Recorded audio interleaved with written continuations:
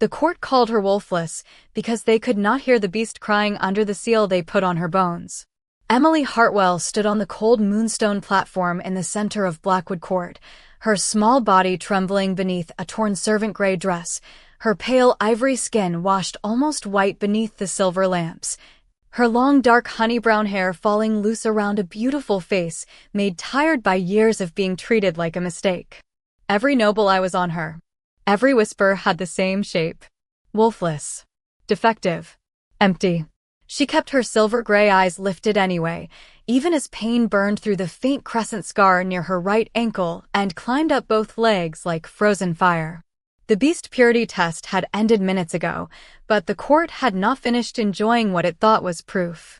Lady Victoria Hale stood near the dais in a silver gown, fair skin glowing, blonde hair perfect, her smile soft enough to look merciful and sharp enough to cut. "A girl without a wolf has no place before a king," she said, loud enough for the gallery to hear. Lord Gregory Vale, the court lawkeeper, held the Moonfang relic in both hands, his light skin pale, gray-brown hair neatly combed, his voice carrying the authority of old law. "The test confirms instability. Remove her from the pack registry." Emily's breath caught, but she did not beg. She had learned long ago that begging only gave cruel people rhythm. Then the great doors opened. Alpha King Asher Blackwood entered beneath the Black Wolf banners, tall and powerful, light olive skin shadowed by dark royal clothing, black hair brushed back, broad shoulders still as carved stone, and supernatural golden wolf eyes fixed on the moonstone platform. The room went silent before anyone commanded it.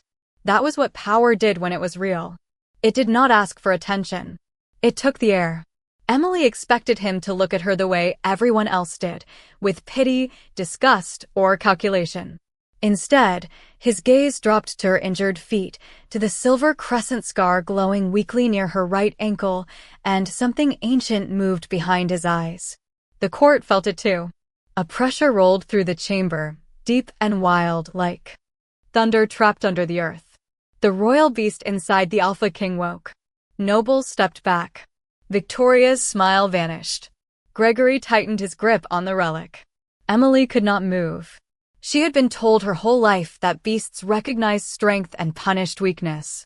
She stood there with shaking knees, bare feet bruised by cold stone, and no wolf voice in her mind except the distant sound of chains from her dreams. The golden aura behind Asher grew larger, shaped like a massive wolf of shadow and royal fire. The court held its breath, waiting for the beast to condemn the wolfless girl. But the beast did not strike. It lowered its head. Slowly, impossibly, the Alpha King's beast bowed before Emily Hartwell's broken feet. Silver light burst from the crescent scar at her ankle, spreading across the moonstone in ancient markings no one had seen for generations. Gregory whispered, "That is impossible."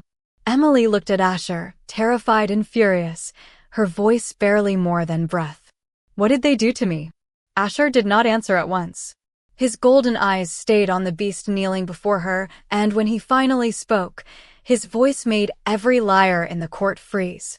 "Who sealed a queen's wolf and dared call her empty?" 3 weeks before the royal beast bowed in front of the entire court, Emily Hartwell woke before dawn in the servant wing of Blackwood Palace because wolfless girls were expected to earn the right to remain where others were simply born belonging. The room she slept in was hardly larger than a storage closet, with one narrow window, one iron-framed bed, one cracked basin, and a patch of floor cold enough to make her feet ache before the day even began. She sat up slowly, pale ivory skin chilled beneath a thin cotton nightdress, long dark honey-brown hair tangled over her shoulders, silver-gray eyes still heavy with dreams she never told anyone about. In those dreams, a wolf cried somewhere deep beneath the earth, not howling free under the moon like the others did during moon runs, but pulling against chains in the dark. Emily pressed one hand to the faint crescent scar near her right ankle. It was quiet now, hidden beneath the hem of her dress, but every full moon it burned as if something inside her remembered a door she had never been allowed to open. She dressed in servant gray before the bells rang, tying her hair back with a faded ribbon and washing her face in water so cold it stole her breath. In the mirror shard above the basin, She saw the same face the court loved to pity, beautiful but tired, delicate but not cherished, young but worn by the effort of surviving a world that had decided she was unfinished. By 6 in the morning, she was in the lower kitchens carrying heavy baskets of firewood past omegas who avoided her eyes. They were not all cruel. Some were only afraid.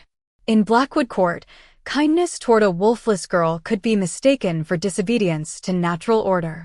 A pack boy carrying milk pails bumped into her and muttered, "Sorry, Miss Emily," before his older brother hissed at him to move along. Emily gave the boy a small smile anyway. Fear belonged to the palace, not to him. The cook pointed toward a stack of trays. "East kennel first. Then laundry. Then upper corridor polishing. Lady Victoria wants the Moonstone stairs cleaned before the trial banners go up." Emily nodded. She had learned that arguing over impossible work only gave people permission to call her lazy on top of defective. Outside the kitchen, the morning air smelled of damp stone, wood smoke, and wolves. The scent reached something in her chest that always answered too late. In the royal kennels, injured wolves rested in silver-barred recovery stalls after border patrols and training runs. Emily was not supposed to linger there. Wolfless servants cleaned bowls, swept floors, and left before the handlers arrived. But one old gray wolf near the back had refused food for 2 days, and Emily could not stop herself from kneeling beside the stall. "Still angry at everyone?" she whispered. The wolf opened one tired eye. Unlike people, wolves never looked at her like she was empty. They looked at her as if they were listening to a sound she could not hear. Emily dipped a strip of cloth in warm broth and slid the bowl closer. The old wolf sniffed, then ate. Her silver-gray eyes softened. For a few minutes, with straw under her knees and wolf breath warming the air, she felt almost useful in a way the court could not measure. A handler entered and stopped short. "You are not assigned to touch recovery stock." Emily stood at once. He had not eaten. "That does not make him yours to tend." The wolf gave a low, displeased rumble. The handler hesitated, then looked back at Emily with discomfort rather than gratitude. "Just go before someone sees." She went. That was how most mercy worked in the servant wing, quickly, quietly, and with no one admitting it had happened. By mid-morning, the palace had brightened into the kind of beauty that made cruelty look expensive.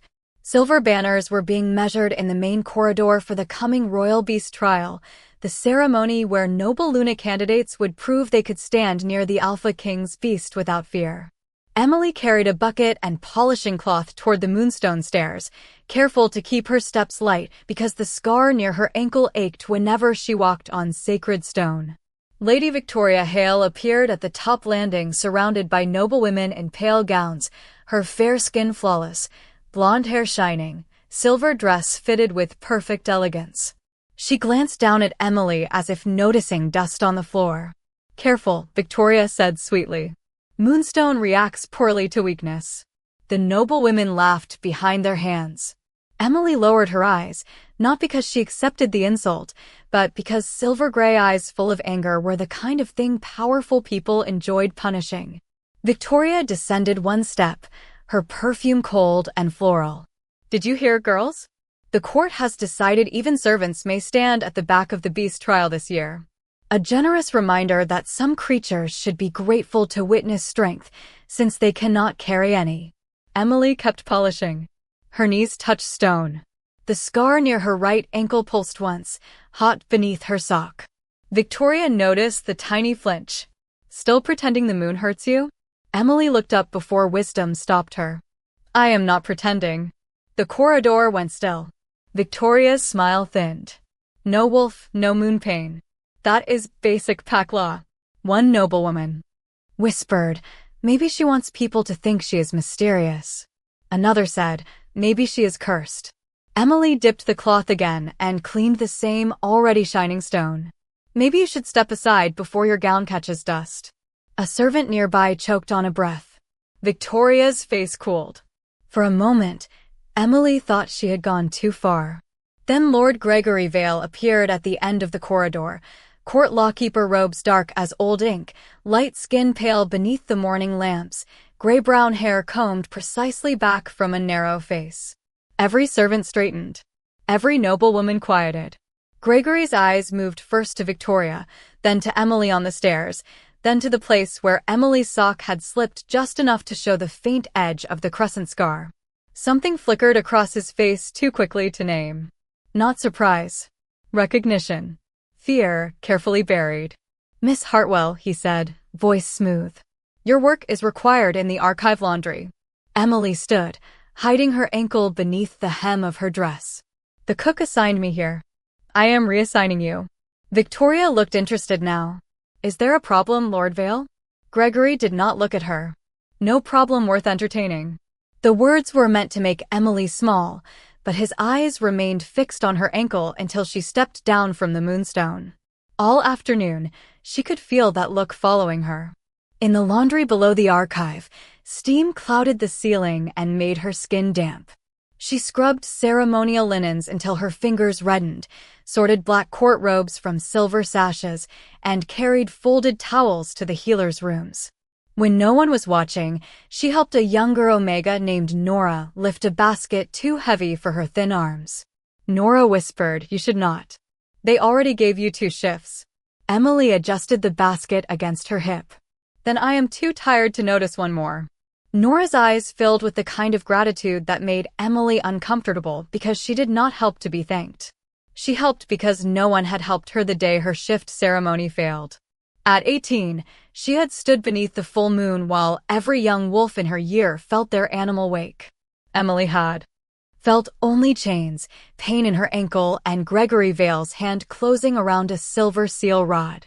The court declared her wolfless before midnight. By morning, her sleeping cot had been moved from the Omega Hall to the servant wing. No trial. No appeal. No one asking why a scar appeared where none had been before. The memory stayed with her like a second shadow.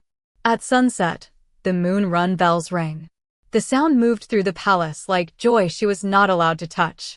Wolves and shifters gathered beyond the west gates, laughter and anticipation rising under the deepening sky. Emily carried clean linens across an upper balcony and paused where she could see the dark tree line. One by one, bodies shifted in flashes of moonlit motion, sleek wolves racing into the forest, free and certain, while she stood behind carved stone with a basket in her arms and a name people used like a locked door. Wolfless. The scar near her ankle burned so sharply she nearly dropped the linens. In her mind, something pulled against chains and whispered without words. "Emily." She gripped the balcony rail, silver-gray eyes wide. "Stop," she breathed. "Please stop."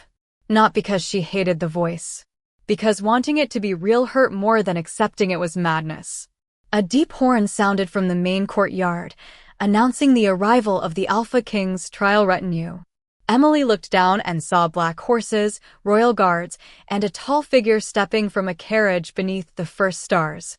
Alpha King Asher Blackwood had returned to palace grounds, light olive skin shadowed beneath a black traveling cloak, black hair brushed back by the evening wind, broad shoulders unmistakable even from 2 stories above, golden wolf eyes lifting toward the balcony as if he had heard something no one else could. Emily stepped back at once, heart pounding. His gaze found the place where she had stood. The scar at her ankle glowed once beneath her skirt, small and silver. Then it vanished. Emily turned away before he could see her clearly, clutching the linen basket to her chest. She did not know that Lord Gregory Vale had been watching from the corridor behind her. She did not know that Victoria Hale would be told before morning to keep the wolfless girl close during the royal beast trial. She only knew that, for one impossible second, the Alpha King had looked toward her like the silence inside her was not empty at all. Emily Hartwell feared the full moon because everyone else loved it. That was the part she never confessed. In Blackwood Palace, moonrise meant music in the west courtyard, silver lanterns over the pine road, young wolves racing through the forest, and families waiting at the gates with blankets, cider, and proud tears. For Emily, moonrise meant a locked door in her chest, and the sound of something alive dragging chains through darkness. The morning after the Alpha King looked toward her from the courtyard, she woke before the servant bell with her hands twisted in the blanket and her right ankle burning beneath the old crescent scar. Pale dawn light slipped through the narrow window of her servant room, touching her pale ivory skin, and the loose waves of dark honey-brown hair spread across the pillow. Her silver-gray eyes stared at the ceiling while the dream faded one piece at a time. Moonlight on white stone, Lord Gregory Vale's voice saying hold still, a silver seal rod pressed near her ankle, and a wolf she could not see crying her name from somewhere underneath the floor. She sat up too fast and pressed both hands over the scar. It was only skin now, faint and silver, curved like a small moon near her right ankle. No blood. No wound. No proof that anything had been done to her except the court's official story. Emily Hartwell had failed her first shift because she had no wolf to awaken. Simple. Clean. Easy for everyone except the girl who had felt something inside her scream when the verdict came. She had been 18 that night, dressed in a white shift gown that made her feel almost beautiful, her long dark honey-brown hair braided with tiny moonflowers by one of the older Omega girls who had still been kind before kindness became risky. She remembered standing in the shift circle with 12 others while the full moon rose over Blackwood Grove. One by one, the others heard their wolves. Some cried. Some laughed. Some dropped to their knees, in awe as their animal spirits moved through them for the first time. Emily waited with her heart open and her hands trembling. She had not expected power. She had only expected belonging. Then the moonlight reached her. The crescent scar appeared before the pain did, silver cutting across skin that had been unmarked seconds before. She gasped and stumbled, not from weakness, but from the sudden sensation of chains snapping tight around something deep inside her. She heard a wolf then. She was certain she did. Not free, not rising, not coming to meet her like the others described, but trapped behind a wall of cold light. Emily had cried out, "Wait, I can hear her."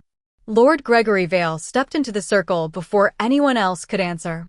He had been younger then, but already precise, already calm, already dressed like law had chosen his bones. He took her wrist and looked into her eyes as if searching for a lie. "There is no wolf response," he announced. Emily shook her head. "No, please, she is there. Something is holding her." Several families looked away. No one liked desperation during sacred ceremonies. Gregory lifted the silver seal rod and passed it over her ankle. The scar flared, and the chained cry inside her vanished so suddenly that the silence felt like a second death. "Wolfless," he declared. That word ended her childhood faster than any curse could have. By morning, her place in the Omega Hall was gone. Her festival dress was folded into a servant crate. Her training slate was marked inactive.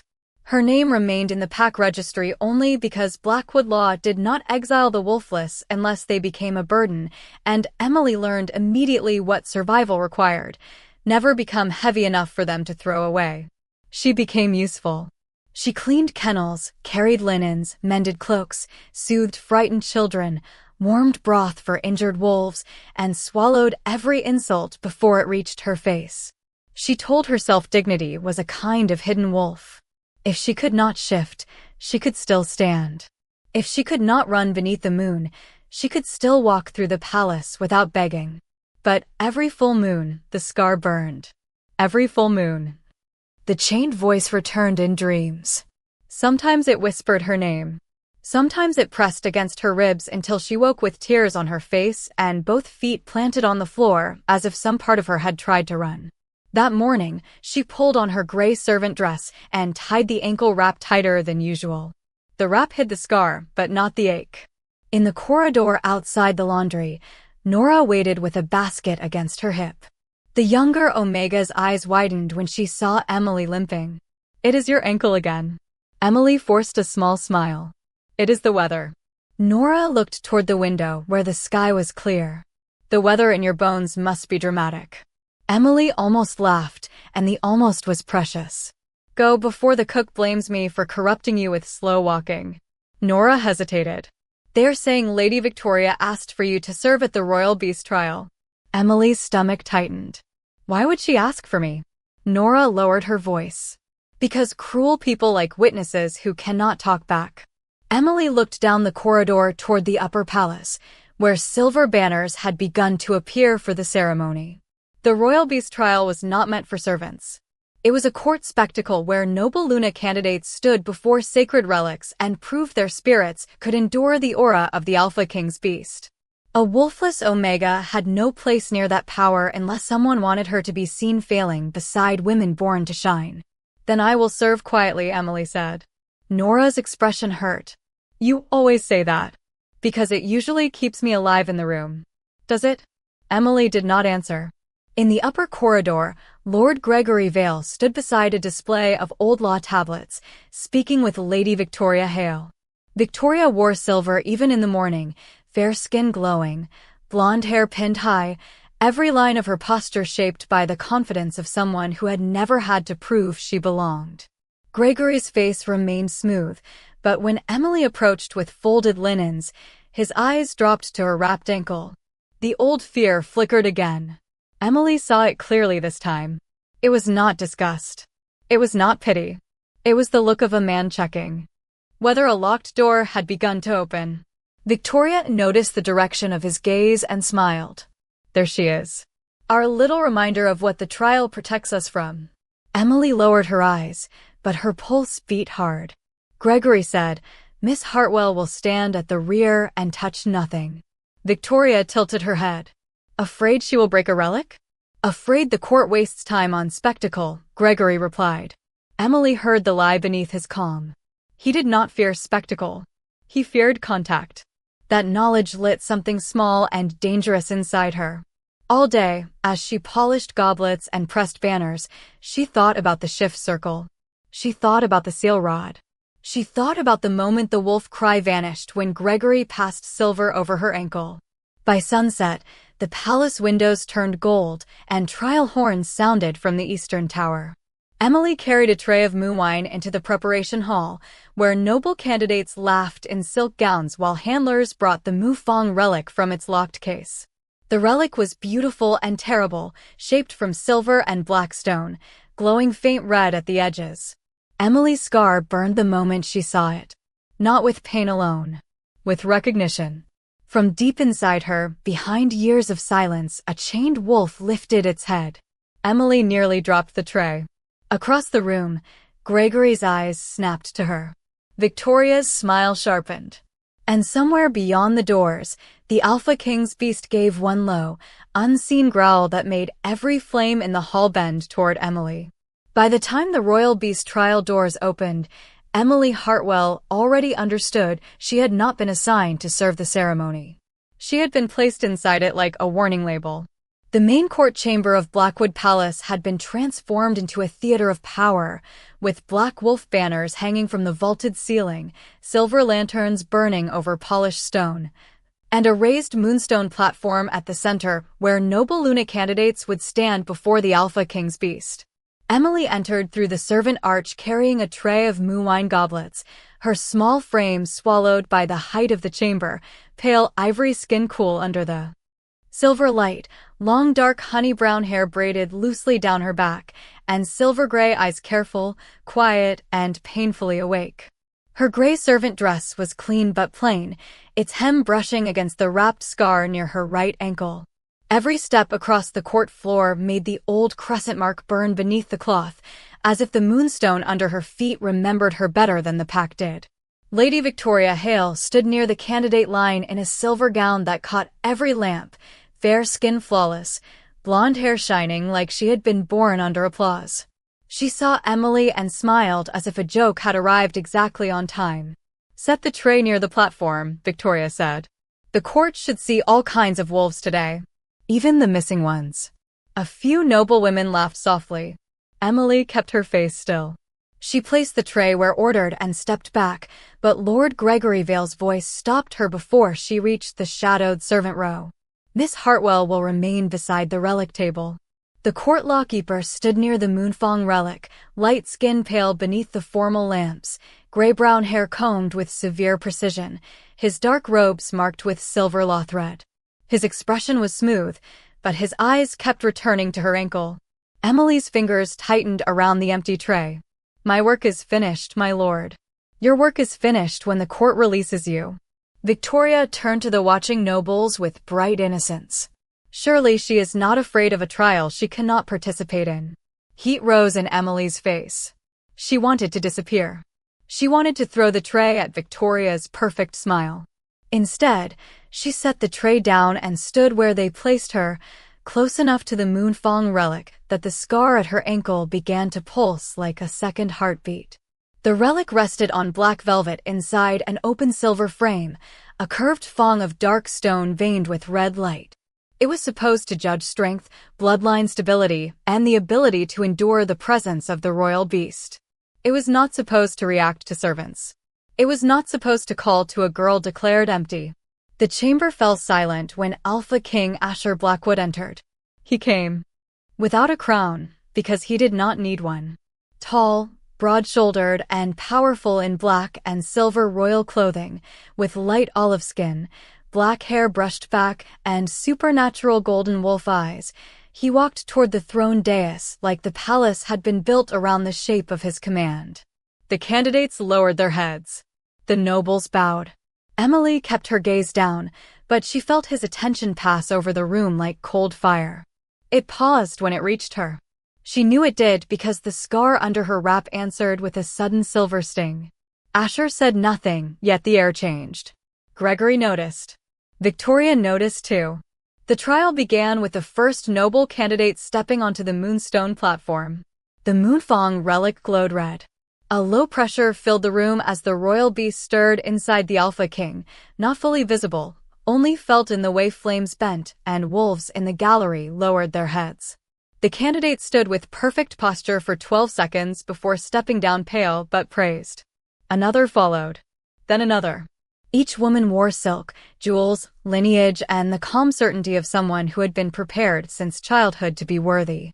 Emily stood beside the relic table with her hands folded, listening to titles announced and bloodlines admired while the thing inside her dreams pulled harder against chains. When Victoria's turn came, the chamber brightened with expectation. She stepped onto the platform, silver gown flowing around her, fair chin lifted, blonde hair pinned like a crown. Gregory lifted the Moonfang relic and spoke the formal words. Let the royal beast recognize strength unbroken. The relic glowed red gold. The pressure in the room deepened. Victoria did not flinch. The nobles applauded politely before the test even ended. Emily's ankle burned so sharply she shifted her weight, and the movement sent a fallen moonwine goblet rolling from the tray toward the platform. It spun across the black marble and stopped beside the relic stand. A servant mistake. Small. Humiliating. Perfect for people who enjoyed witnesses. Victoria looked down at it and laughed. Careful, little nothing. Even cups know where they do not belong. Emily stepped forward to retrieve it because refusing would only stretch the embarrassment. Gregory's voice cut low. Do not touch the relic. I am touching the goblet, Emily said before fear could silence her. The room went still at her answer.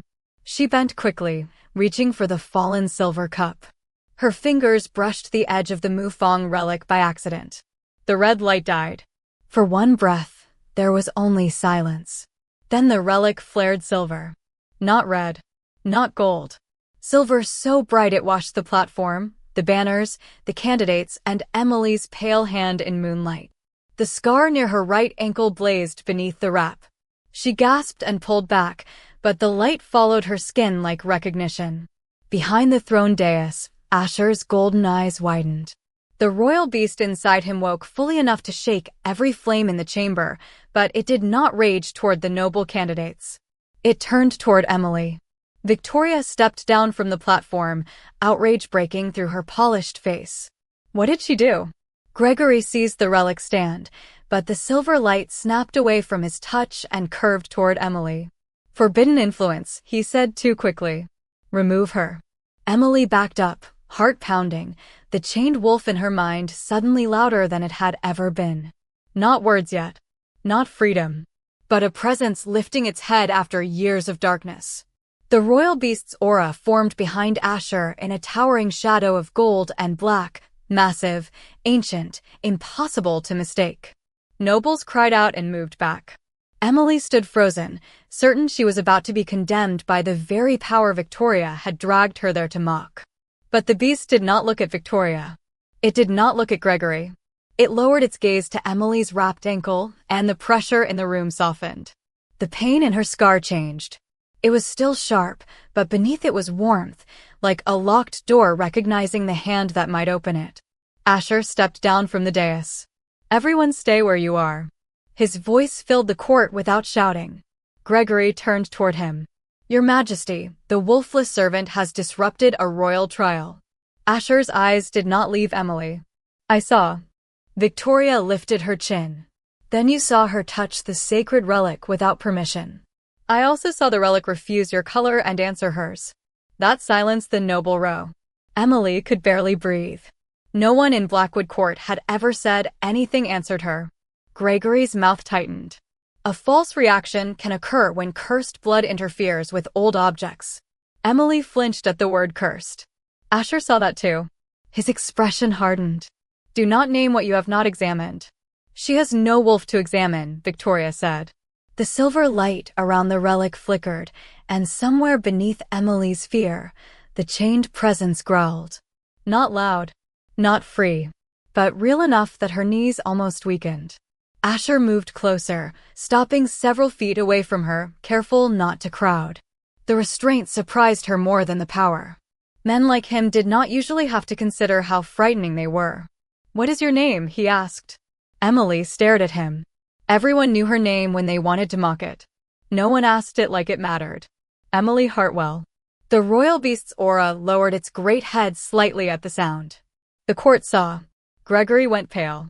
Victoria whispered, "This is a trick." Asher turned to the lawkeeper. "Bring her registry." Gregory hesitated. "Now."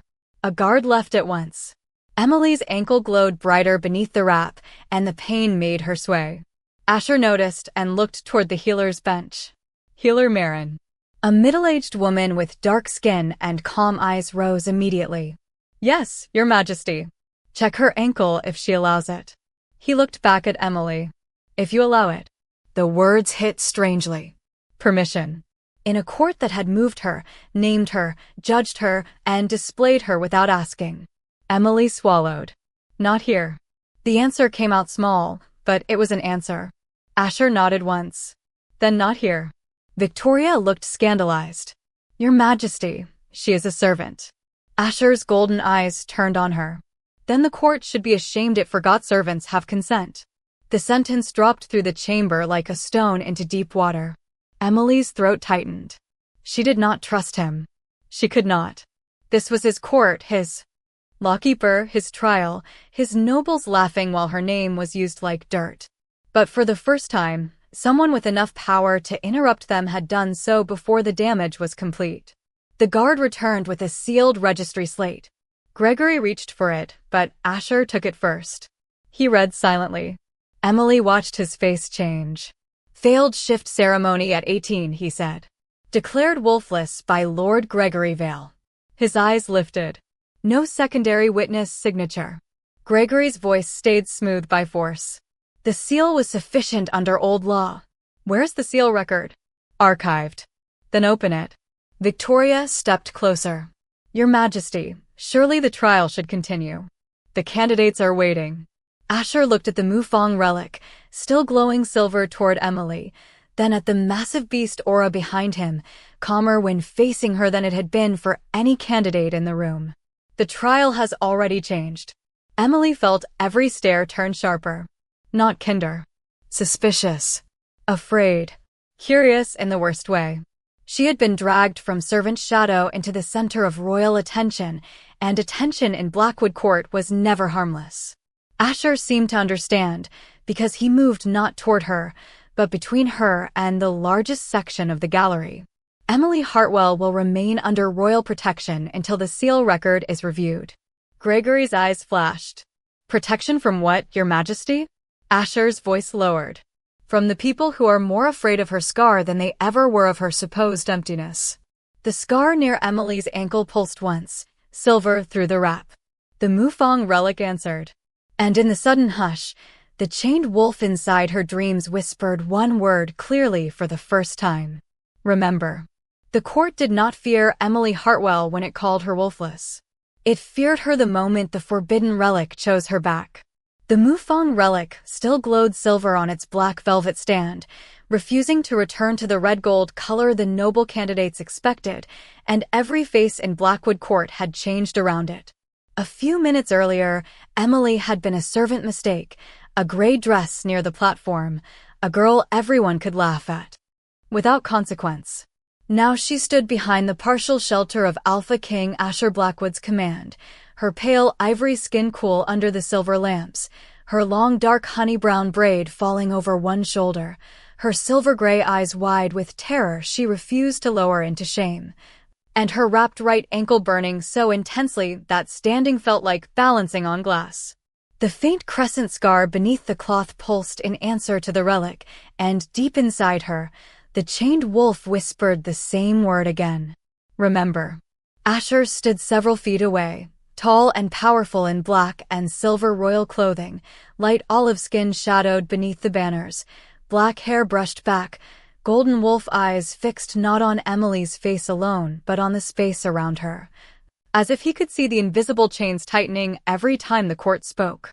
Behind him, the royal beast's golden-black aura had not vanished. It waited, massive and ancient, no longer raging, no longer testing the noble women on the platform. It watched Emily with impossible stillness. That stillness frightened the court more than fury would have.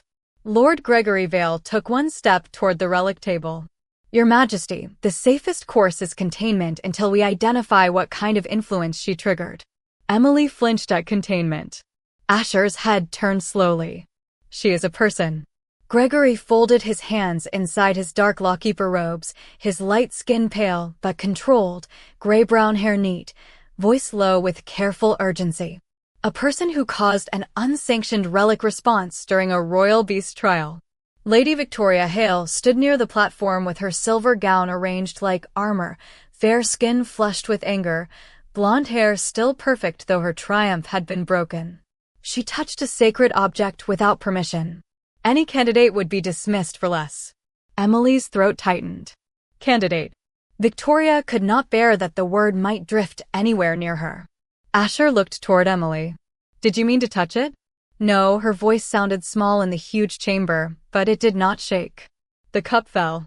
I reached for the cup. Did anyone order the cup placed where it could fall? Victoria's lips parted. Gregory answered before she could. Servant error is not the issue. It became the issue when you used it to name her dangerous. The Alpha King's voice remained quiet, and, because it remained quiet, the court had to strain to hear how angry he was. He turned to the healer's bench. Healer Marin, stand by. No examination without her consent. The dark-skinned healer with calm eyes stepped forward and bowed once, keeping her hands visible. Emily noticed that. She noticed everything now, who moved like they wanted to help, who moved like they wanted to own proof, who looked at her ankle as if it were evidence rather than part of her body. The Mufang relic rang softly. Silver light stretched across the platform in thin lines, reaching toward Emily's right foot. She tried to step back. The scar burned, and her knee weakened. Asher moved half a step, then stopped himself. His restraint struck her almost harder than if he had caught her. No one in Blackwood Court had ever paused long enough to let her decide whether she wanted help. Emily, he said, and her name in his voice changed the shape of the room. The relic is responding to your scar. I will not force you to touch it again. Gregory's gaze sharpened. Then we lose the only immediate evidence. Emily looked at him. You mean you lose control of it? A murmur traveled through the nobles. Victoria's eyes narrowed. Gregory smiled with sorrowful patience. Miss Hartwell, you are frightened and untrained. You do not understand old law. Something inside Emily lifted its head. I understood old law when it moved me to the servant wing before breakfast. The murmur grew louder. Asher did not interrupt. He let her words stand. That made them stronger.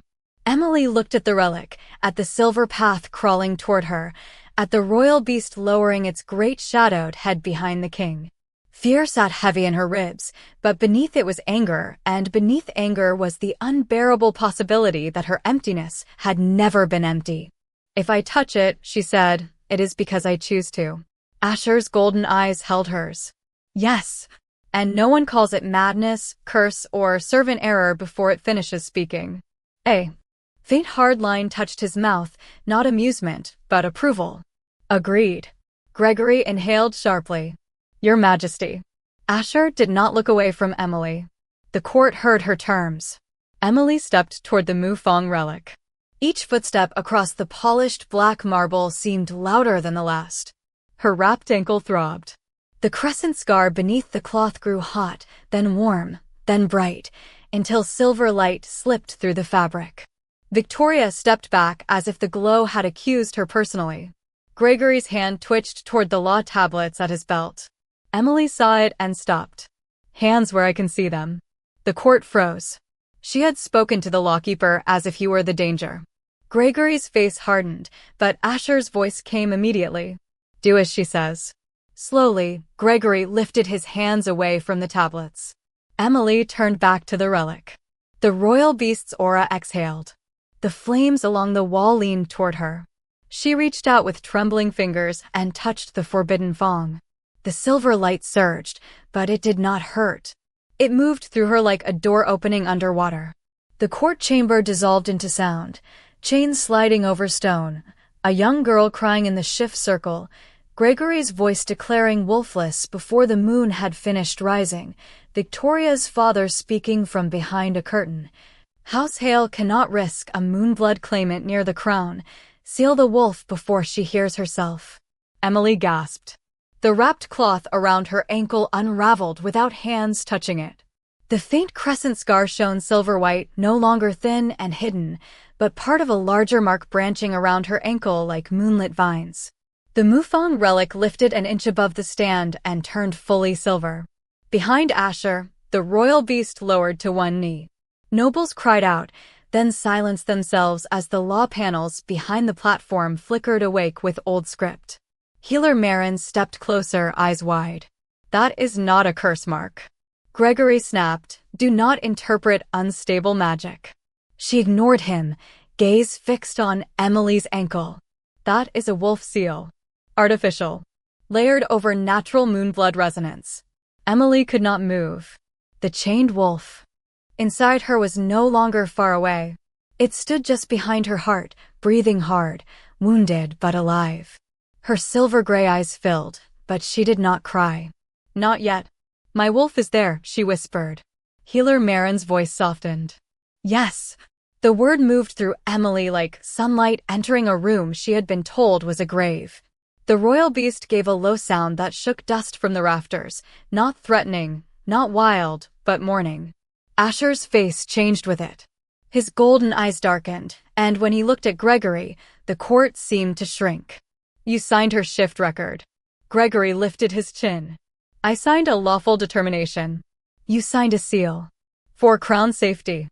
The answer came too quickly. Everyone heard it. Victoria closed her eyes for half a second. Asher caught that too. Why would a servant girl's wolf threaten the crown? He asked.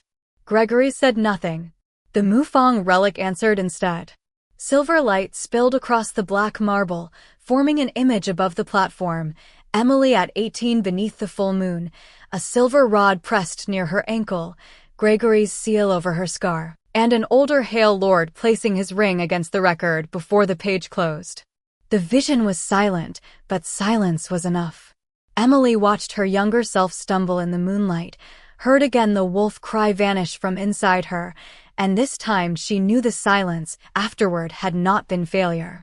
It had been theft. Victoria's voice cut through the chamber, thin and sharp.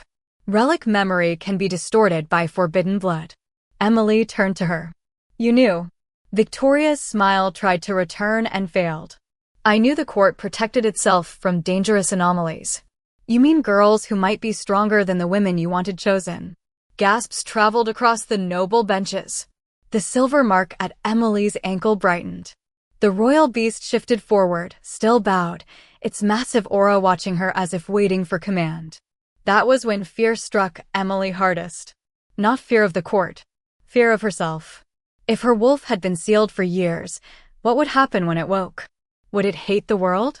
Would it hate her for surviving quietly? Would it tear through her life and leave nothing recognizable? She pulled her hand from the relic, breathing fast. The light dimmed but did not vanish.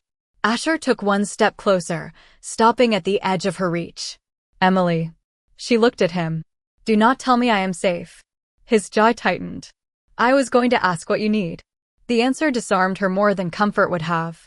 She looked down at the silver mark, at her bare right ankle, at the foot that had walked servant corridors for 5 years while a sealed wolf dreamed in chains. I need everyone to stop looking at me like I am about to become their punishment. Asher turned to the court. His voice was calm and absolute. Then look at me instead. Every eye shifted to him because no one in that room dared refuse the Alpha King. He stood between Emily and the gallery without touching her, giving her the first private breath she had ever had in a public room. Behind him, the royal beast remained bowed not because he forced it down, but because Emily's presence had quieted it. Healer Marin knelt several feet away, still respectful. The seal is not broken, only revealed. Removing it requires archive confirmation and ritual law. Gregory seized the opening. Then she must be isolated until court safety is assured. Emily stiffened. Asher's eyes flashed. No, Your Majesty. A sealed moonblood wolf could destabilize the royal beast. My beast is calmer beside her than beside every trained candidate in this chamber. Victoria said, that does not make her safe. Asher looked at the Mufang relic, then at the bowed aura behind him, then at Emily, whose small body stood trembling but unbroken in a gray servant dress with moonlight around her wounded ankle. No, he said. It makes every record against her suspect. Gregory's mouth tightened. Old law requires review. Then review begins now. Bring the sealed wolf record to the royal wing.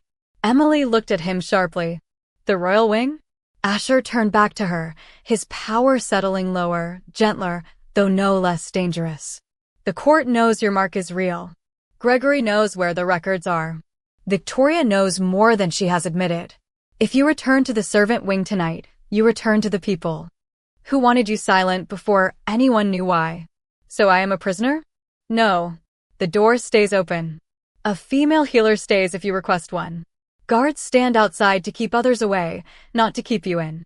And if you tell me to leave the room, I leave. Emily studied him with suspicion and something unwillingly warmer beneath it. Attraction had no business appearing in a moment like this, yet his restraint made it dangerous in a different way.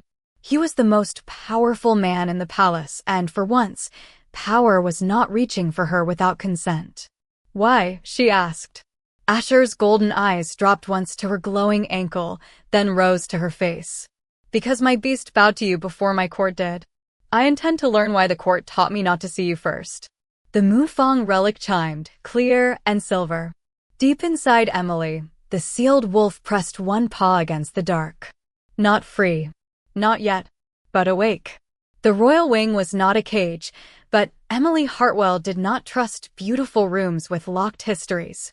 Alpha King Asher Blackwood brought her there after the Moonfang relic revealed the wolf seal at her ankle, walking several feet ahead of her through corridors where every servant, guard, and noble looked at her as if she had become a question too dangerous to ask aloud. Emily kept her chin lifted even though each step sent a silver ache through the crescent mark near her right ankle.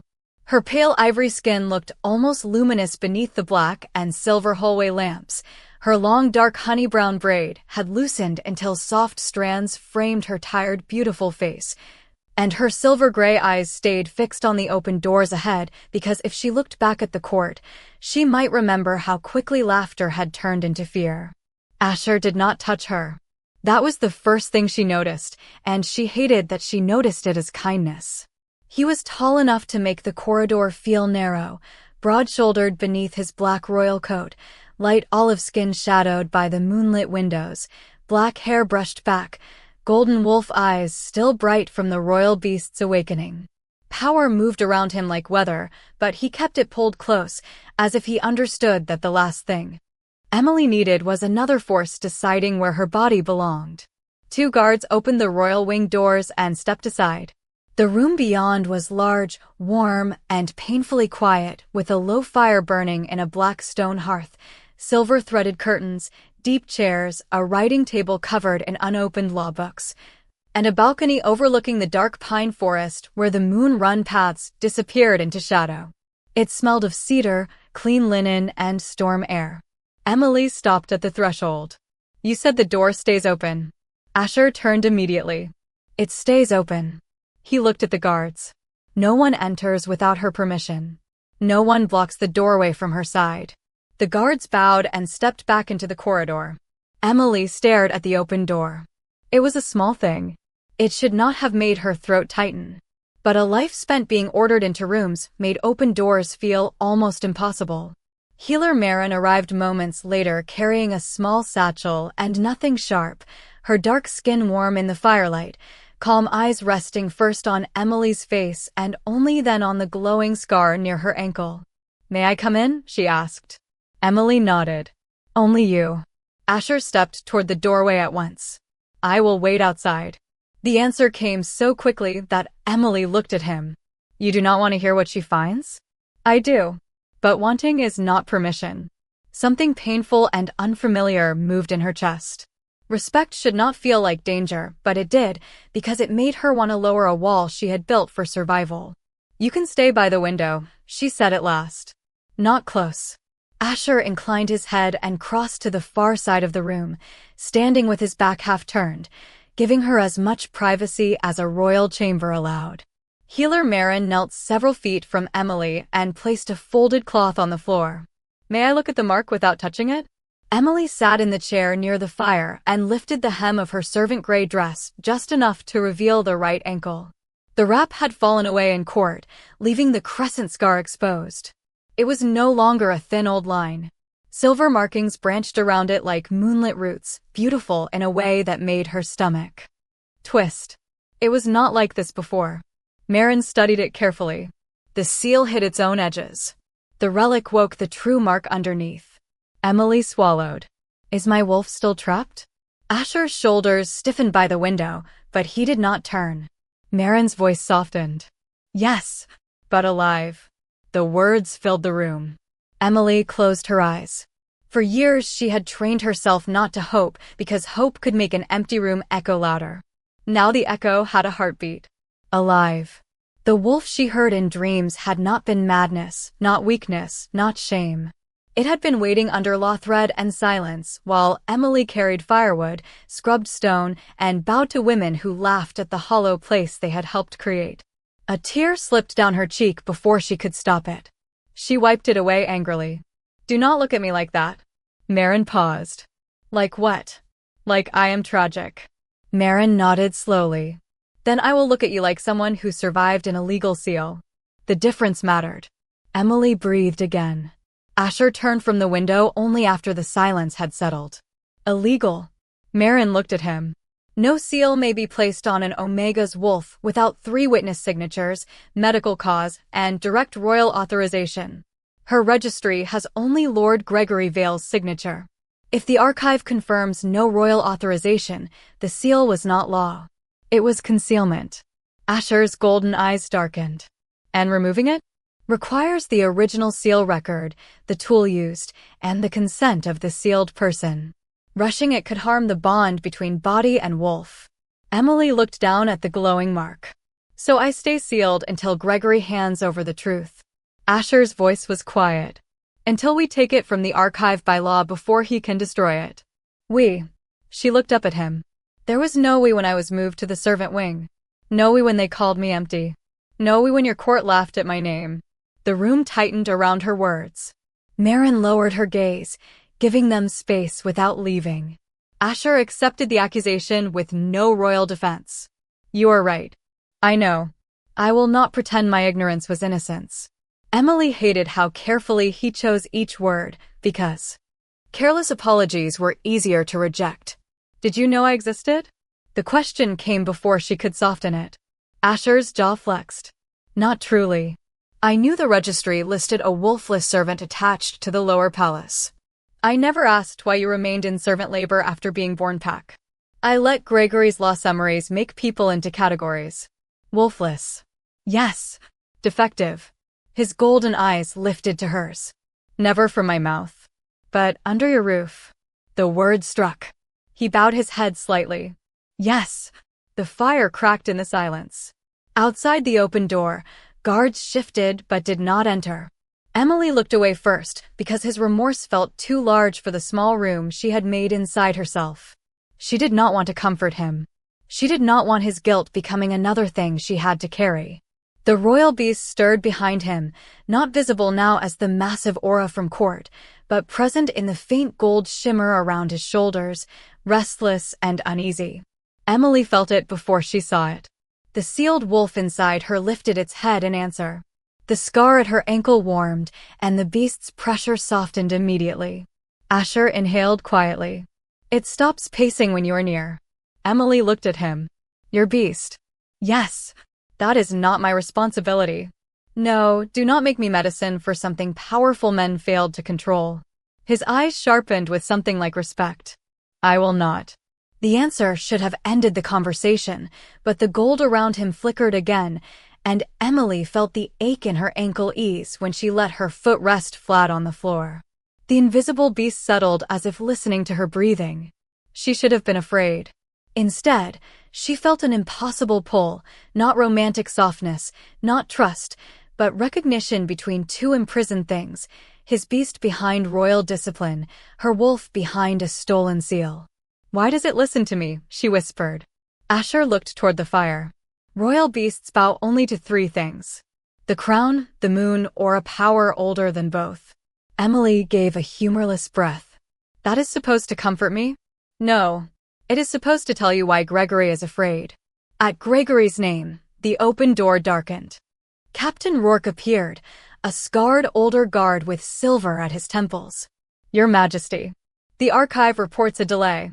Lord Vale says the sealed wolf record requires council review before release. Emily laughed softly. Of course he does. Asher's gaze turned cold. Tell the archive I will arrive in 10 minutes. No, Emily said. Both men looked at her. She stood carefully, keeping one hand on the chair while the ankle mark glowed under her weight.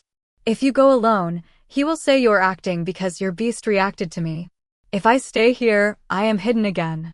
If this record is mine, I walk into the archive with you. Marin rose. Your ankle needs rest. My whole life has been rest they forced on me while calling it my place. Emily looked at Asher. I am tired of rooms where people discuss what happened to my body while I wait outside. Asher studied her for a long moment. Attraction moved between them then, quiet and dangerous, not because he smiled or stepped closer, but because he did not. Because he let her anger stand without trying to tame it. Because his power felt less like a wall in front of her and more like a blade he was offering handle first, waiting for her to decide whether to use it. Then we go together, he said. Not with me behind you like a rescued servant. Not with you dragging me like proof you are merciful. His mouth softened almost invisibly. Beside me? Emily's heart betrayed her with one hard beat. For the archive. Not for trust. For the archive, he agreed. Marin wrapped Emily's ankle with a soft silver cloth brace, not hiding the crescent mark, only supporting her steps. Emily changed nothing else. She kept the servant gray dress, the loosened braid, the face the court knew how to dismiss. Let them see what they had overlooked walking into the sealed archive beside the Alpha King. As they moved through the open door, Asher slowed his stride to match hers without making a show of it.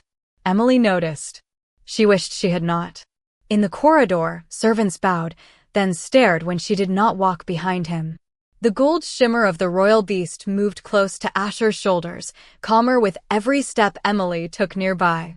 The silver mark. At her ankle answered under the brace. Somewhere inside her, the chained wolf pressed against the darkness, no longer crying, but listening. Halfway to the archive, Emily looked at Asher without turning her head.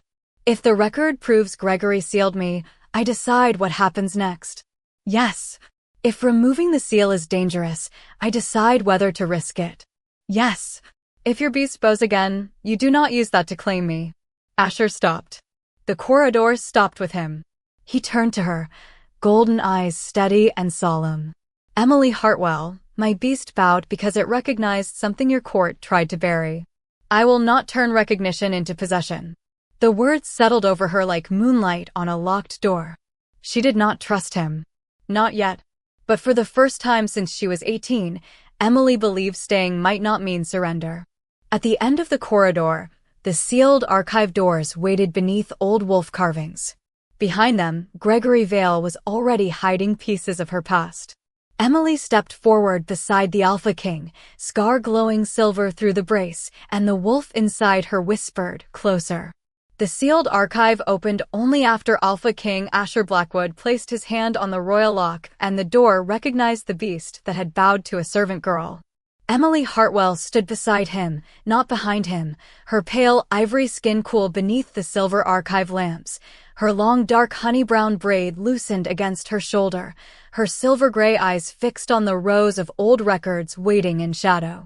The soft silver cloth brace around her right ankle supported each careful step, but it did not hide the crescent mark anymore. The scar glowed through the fabric with a steady light, not bright enough to command the room, but bright enough to remind everyone inside that the word Wolfless had started to sound like a lie. Healer Marin walked a few feet behind her, calm and watchful, while Captain Rourke sealed the corridor with 2 guards posted outside. Asher entered last and left the door open as promised, making sure Emily saw it before he turned toward the long table. "No one closes it unless you ask," he said. Emily did not thank him. Gratitude still felt too close to obedience, and she was tired of owing people softness because they had finally stopped hurting her. The archive smelled of dust, cedar oil, old ink, and moonstone chilled by years without sunlight. Tall shelves curved around the room in half circles, each row marked by lineage, discipline, trial, and sealed wolf law. At the center stood a black table with silver inlay, and at its far end waited Lord Gregory Vale. He wore his court lawkeeper robes as if fabric could still make him look untouchable. His light skin was pale beneath the lamps, his gray-brown hair perfectly arranged, and his hands rested on a stack of records tied with black ribbon. Emily saw at once that the top folder was too new to belong among old sealed files. Gregory smiled gently. "Your Majesty." "Miss Hartwell." I had hoped to complete the review before alarming her further. Emily stepped forward before Asher could speak. "You mean before I saw what you removed?" Gregory's eyes flicked to her ankle. The small movement confirmed more than denial could hide. "You are under strain. The relic exposure may intensify suspicion." Asher's golden wolf eyes hardened. "The next person who uses her pain as a way to dismiss her words will answer directly to me." Emily looked at him sharply. He had not spoken over her. He had blocked the tactic aimed at silencing her. The difference unsettled her.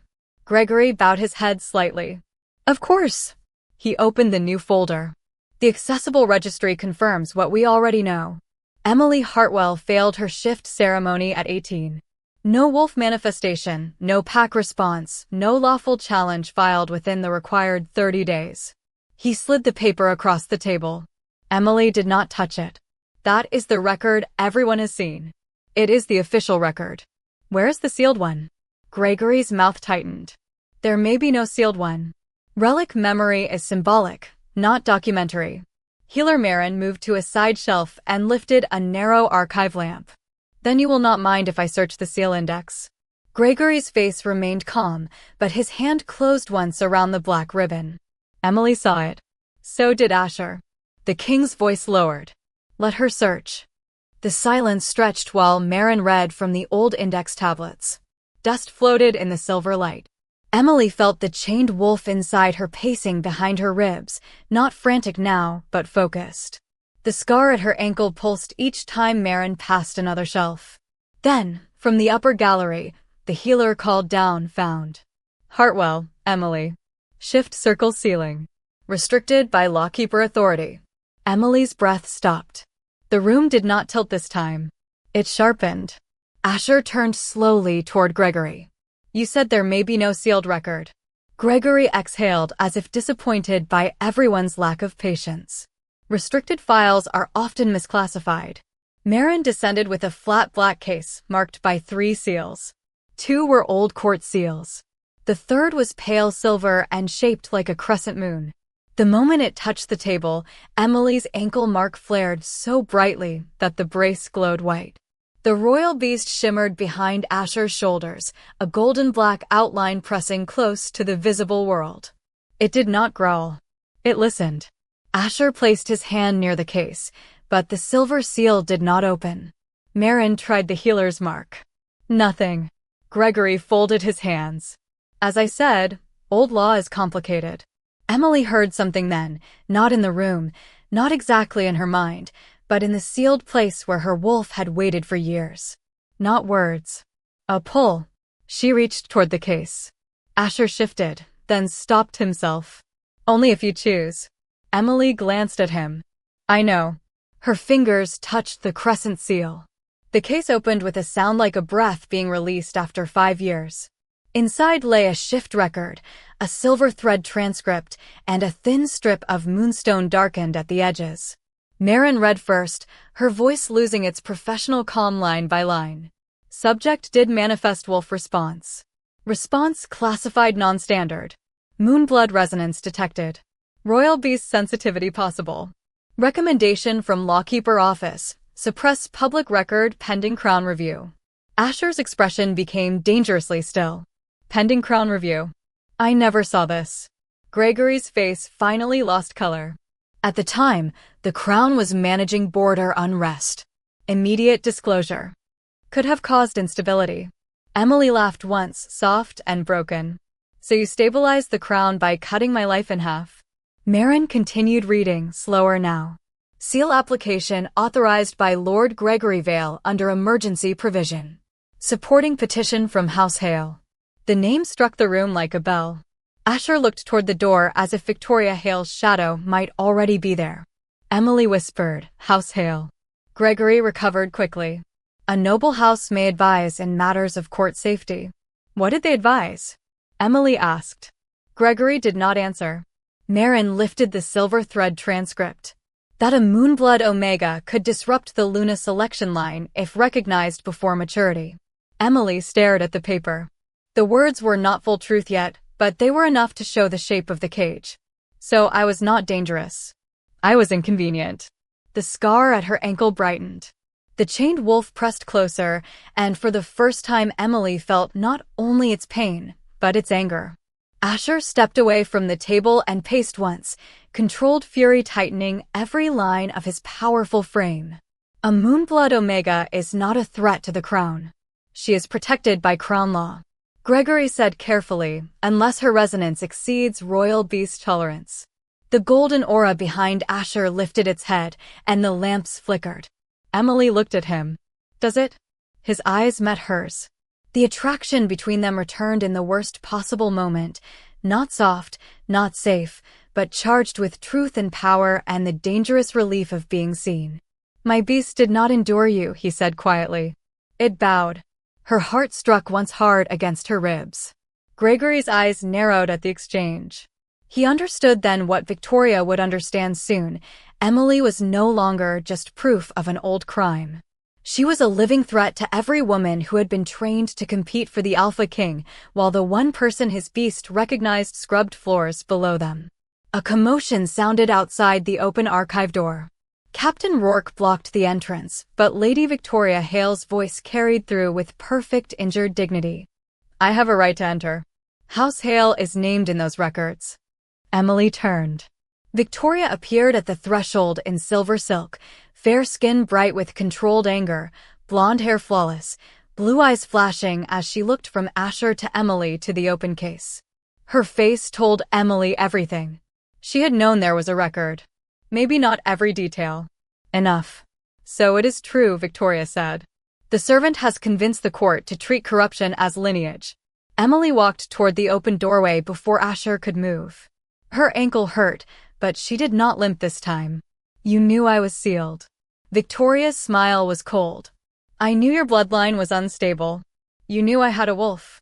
I knew you had something that should never have been placed near the crown. Asher's voice came from behind Emily. Careful. Victoria ignored the warning because fear had made her reckless. Your Majesty, think beyond one relic reaction. If she is Moonblood, she can influence royal beasts. If she can influence royal beasts, she can influence you. The court will say you are compromised. Emily turned slightly to see Asher's face. He did not look compromised. He looked as if every lie around him had finally become visible and he was deciding which one to break first. "The court can say what it wants after it reads the record," he said. Gregory stepped in smoothly. "A partial record cannot determine safety. Old law requires a beast purity test for any suspected moonblood influence." Marin stiffened. "That law was written to test relic compatibility, not to punish sealed omegas." "It is still law," Gregory said. Victoria seized the opening. "Then let her prove she is not cursed before the court she disrupted." Emily felt the room close in. There it was, the turn. Not Wolfless anymore. Cursed. Dangerous. Influencer. The shape of the insult changed, but the purpose remained the same. Push her out of personhood and into a category that could be controlled. Asher stepped beside her now, no longer behind the table. "No," Gregory lifted the law tablet from his belt. "Your Majesty, if moonblood influence is alleged against the royal beast, the Alpha King cannot dismiss the test unilaterally. You are the potentially affected party." Victoria's smile returned. "For the safety of the crown." Emily understood the trap before anyone explained it. If Asher protected her, they would say she controlled him. If he stayed silent, they would test her publicly. If she refused, she became guilty. The wolf inside her went very still. Asher looked at her, and she saw the same understanding in his golden eyes. "Emily." She held up one hand. "Do not." He stopped. "Do not make me a rescue if the law is built to call rescue proof of my guilt." His jaw tightened. "I am trying not to." "Then listen." She faced Gregory and Victoria. "You want a public test because private records are no longer enough to bury me." Gregory's expression remained smooth. "We want safety." "No," Emily said. "You want an audience." She felt every word leave her like a step across moonstone. "Fine. But I choose the terms allowed under old law. The Mufang relic must be present. Healer Marin must witness. The sealed record must be read aloud before the test begins. And if the test reveals artificial sealing instead of curse influence, every signer and petitioner answers before tribunal." Victoria's smile faded. Gregory's eyes turned flat. Asher looked at Emily with something fierce and quiet, and she hated how much strength that look gave her. "Accepted," he said before Gregory could object. Gregory bowed, but his voice held a sharpened edge. "At moonrise, then." Victoria stepped back from the doorway, her gaze lingering on Emily's glowing ankle. "At moonrise, the court will finally see what you are." Emily looked at her, small in a gray servant dress, pale skin lit by archive lamps, silver gray eyes steady over fear, and a sealed wolf awake behind her heart. "Yes," she said. "That is what frightens you." Victoria left first. Gregory gathered himself more slowly, but before he followed, he looked at the open record with hatred he no longer bothered to hide. Emily saw then that the reveal was only half the truth. The record showed she was sealed. It did not show why her moonblood mattered so much that House Hale and the Lawkeeper had risked everything to erase her.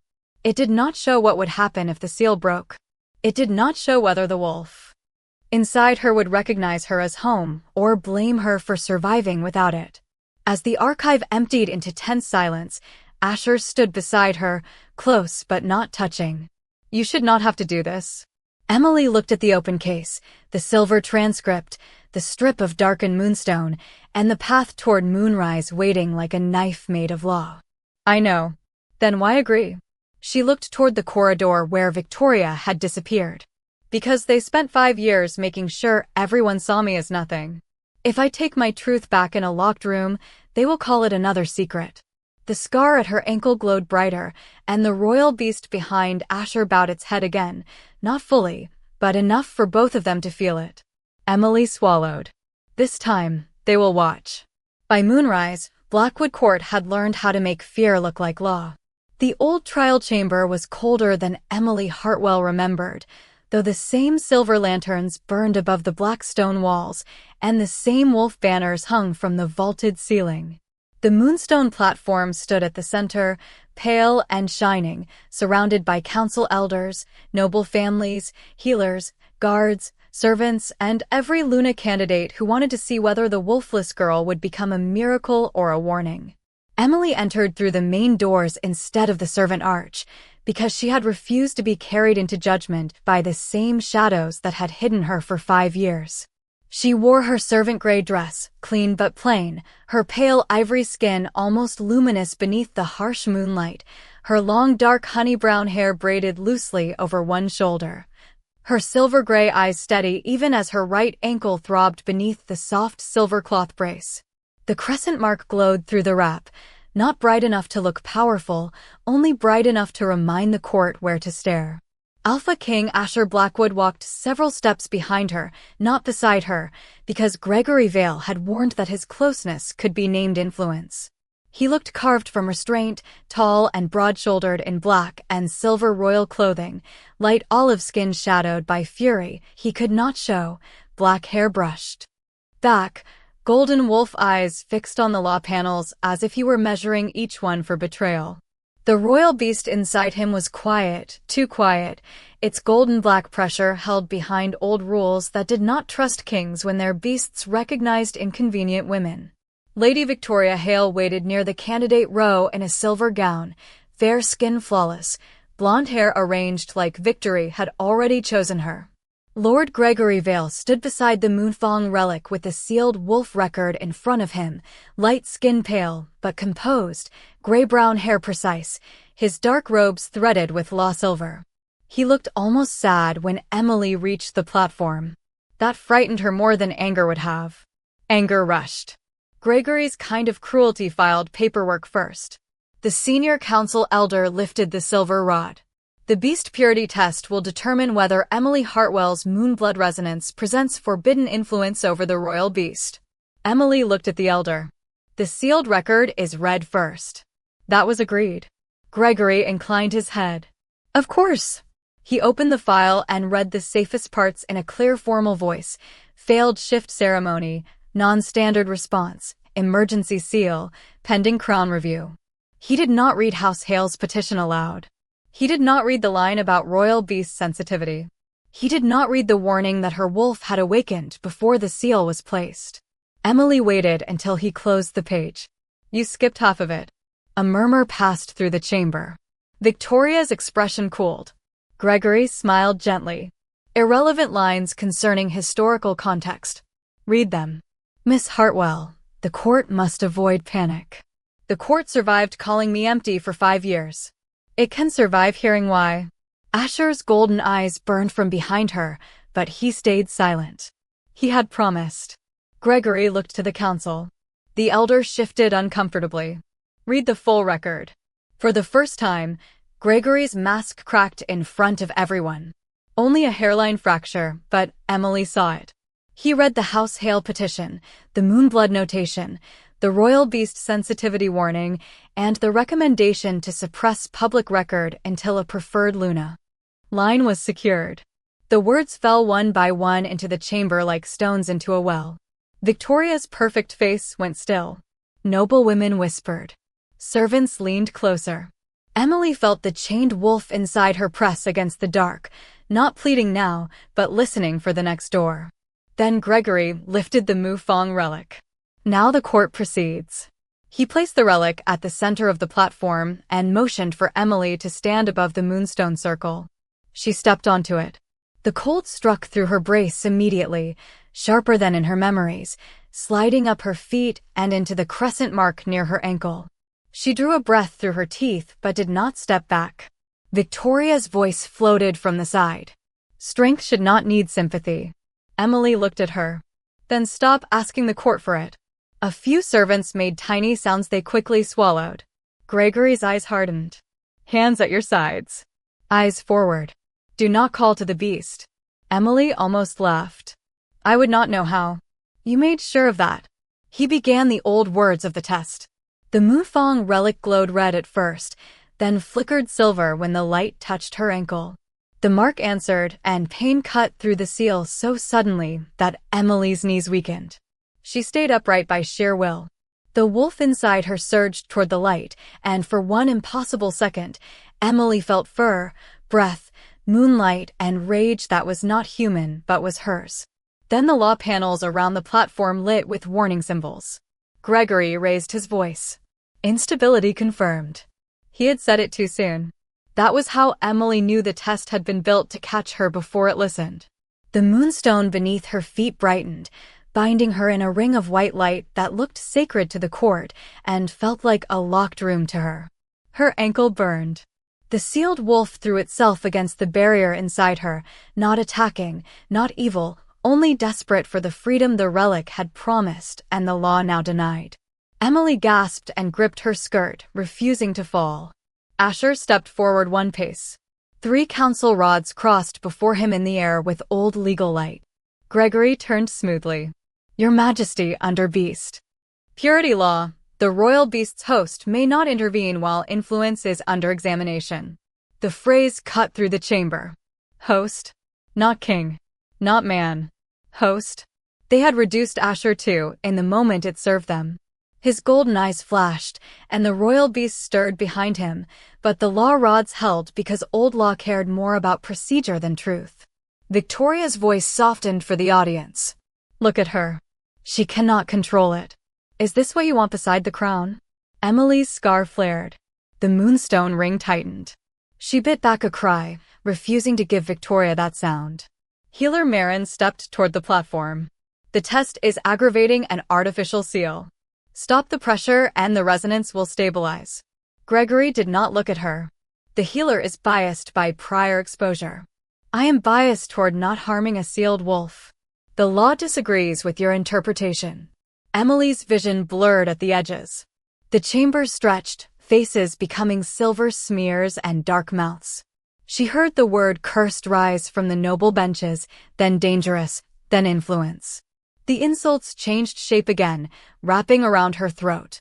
Wolfless had meant she was nothing. Cursed meant she was too much. Either way, they wanted her removed. She looked for Asher without meaning to. He stood behind the law rods, every line of his powerful frame held rigid, his golden wolf eyes locked on hers. He could break the rods. She knew it. Everyone knew it.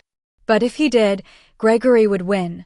The Alpha King compromised by the servant's moonblood, the beast acting under her influence, the court forced to isolate her for crown safety. Emily shook her head once, small but clear. Do not. His jaw tightened as if the command cost him breath. He stayed where he was. The loneliness of that moment nearly finished what the pain had started. Not because he abandoned her, but because this time rescue itself had been turned into evidence against her. She had to survive the platform without giving the law the image it wanted. Gregory lifted the relic higher. If the subject cannot stabilize, removal from pack registry and secure isolation will be required pending full crown review. Removal. Secure isolation. Words polished enough to hide exile inside them. Emily's small body trembled. Her pale ivory skin shone with sweat beneath the cold moonlight. Her braid had loosened across her shoulder, and her silver-gray eyes filled with tears she refused to let fall. She thought of the servant wing, the old gray wolf eating because she had stayed, Nora's basket, the moon runs watched from balconies, the shift circle where everyone else found a voice while hers was sealed behind silver. She thought of 5 years spent proving she could be useful enough to tolerate. And suddenly she was so tired of proving she deserved to exist in rooms designed to misread her. My wolf is not hurting you, she said. Her voice was not loud, but the Moonfang relic rang with it. You are hurting her. The silver light under her feet flickered. Gregory's eyes sharpened. Emily pressed one shaking hand over the scar at her ankle. You called me empty when you buried her. You call me cursed when she tries to breathe. What name will satisfy you besides silent? The court fell still. Even Victoria lost her smile. For 1 second, the moonstone ring softened. The wolf inside Emily stopped throwing itself against the seal and placed one unseen paw against her hand. Not rage. Recognition. Emily inhaled. The pain eased. Then Gregory struck the law rod against the platform edge, and the ring flared again, brighter than before. Manipulative resonance, he announced. The subject is using emotional speech to influence the court. The moment was stolen as quickly as it had opened. The council elder looked frightened now, not by Emily, but by uncertainty. Until the court can review safely, the test is suspended. Emily Hartwell will be removed from the platform and held under restricted watch. Asher's voice came low and dangerous.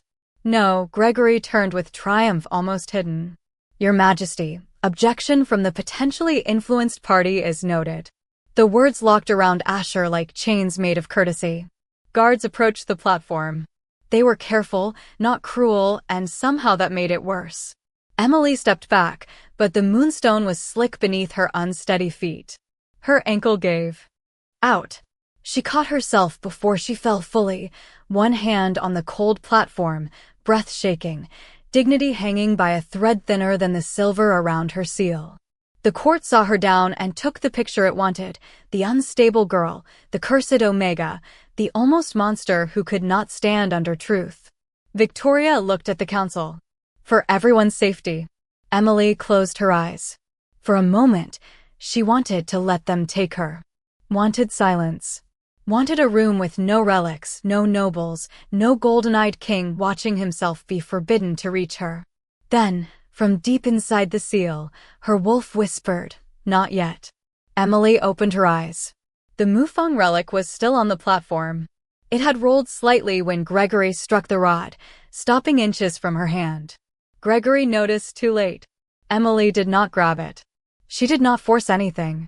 She placed 2 fingers against the floor beside it, close enough for the silver light to bridge the gap by choice. The relic chimed once, quiet and pure. The crescent mark at her ankle glowed beneath her brace, and for one breath, every warning symbol on the law panels blinked out.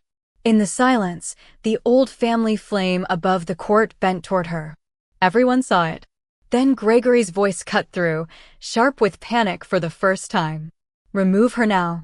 The guards stepped closer. Asher moved against the law rods, and the royal beast's golden aura surged behind him, furious and trapped.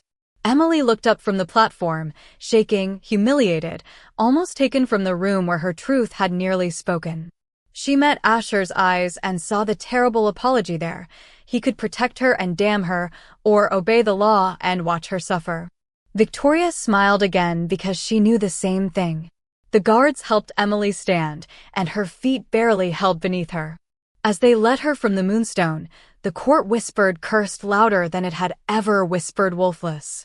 But behind the whispers, the Mufang relic remained silver.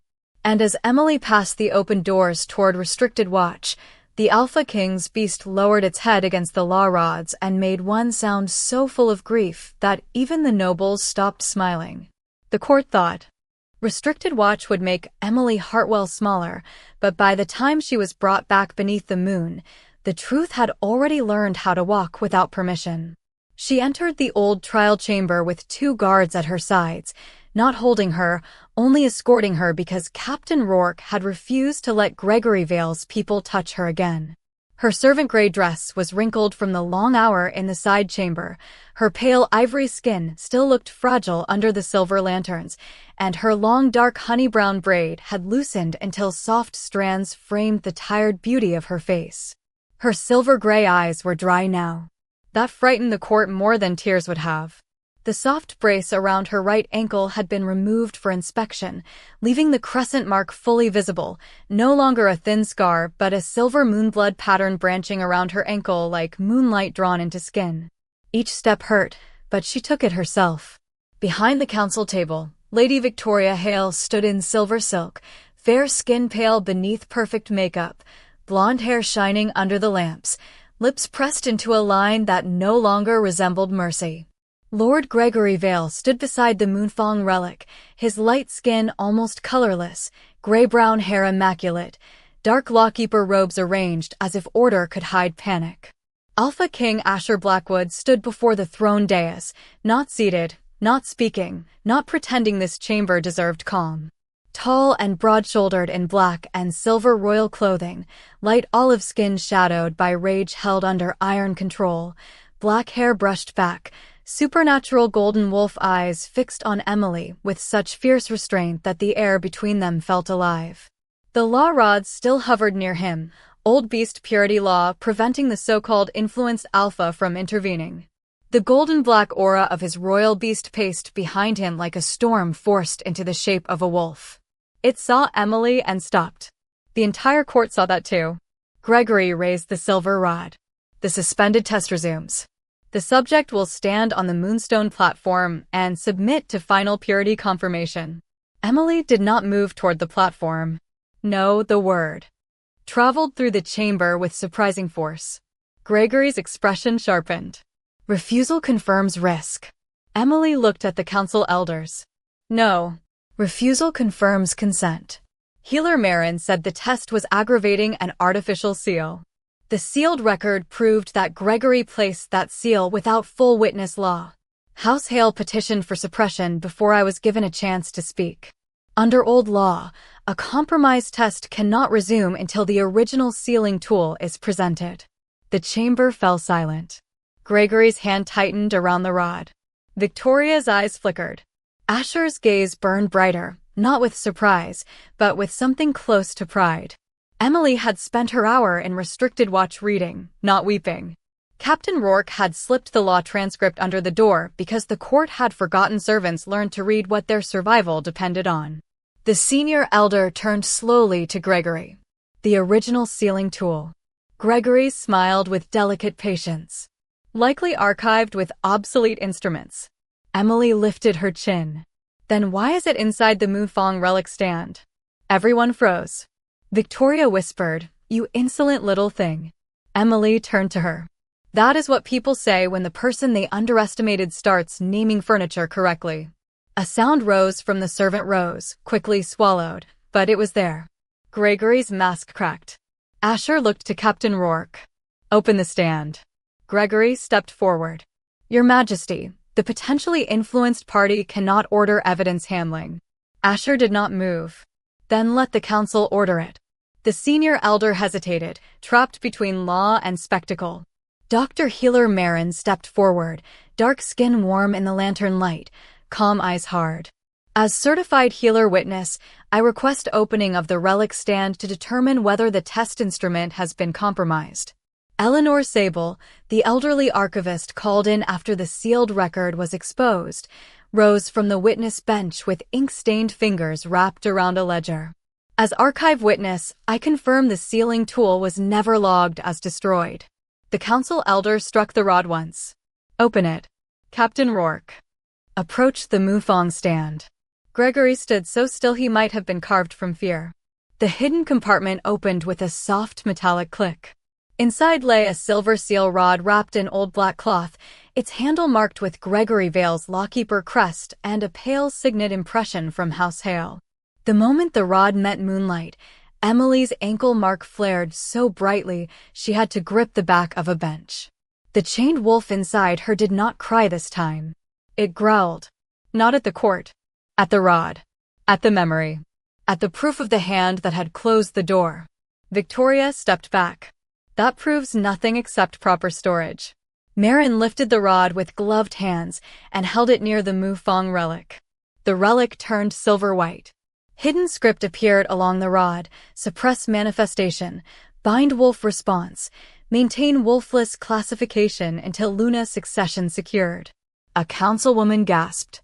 The old family flame above the platform bent toward Emily, like a witness bowing before testimony.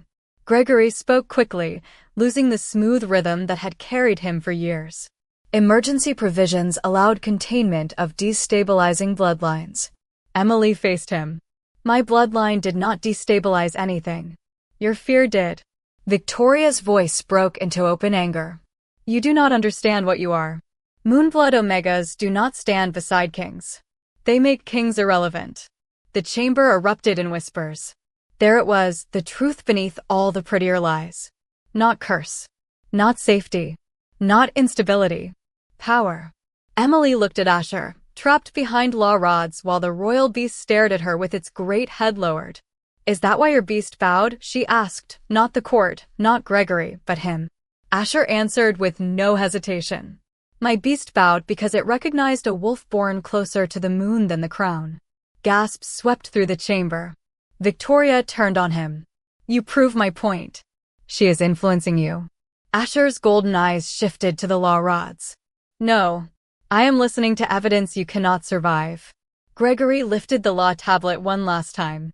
If the seal is broken here, the royal beast may react. Old law demands separation.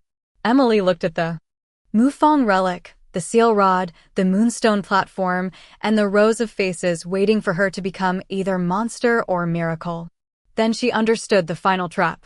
They were still trying to make her power something that happened to others, something measured by how Asher's beast behaved, how the court felt, how law reacted. No one had asked what her wolf wanted. No one had asked whether Emily wanted to open the door.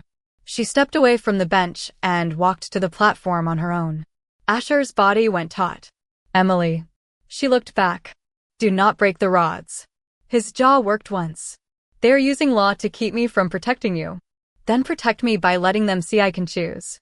The royal beast lowered its head behind him, and somehow Emily felt the creature understand before the man did. Asher closed his hands into fists at his sides and stayed where he was. Emily turned to healer Marin. Can the seal be opened without the test ring? Marin's eyes filled with worry. Yes, if you hold the original rod and the Mufang relic together. But only you can consent to release. No one else can do it lawfully now that the fraud is exposed. Gregory whispered, she has no training. Emily heard him and smiled, not kindly. You should have thought of that before you stole 5 years of it. She stepped onto the moonstone platform. Cold rose through her bare feet, but this time the moonstone did not bind her. It brightened under her like it had been waiting for her weight without Gregory's commands. Marin placed the Mufang relic on a low silver stand and the seal rod beside it. Emily reached down. Her fingers closed around both. The chamber vanished into silver. She stood once more in the shift circle at 18, moonflowers in her hair, hope in her chest, Gregory's rod near her ankle. But this time she was not alone in the memory.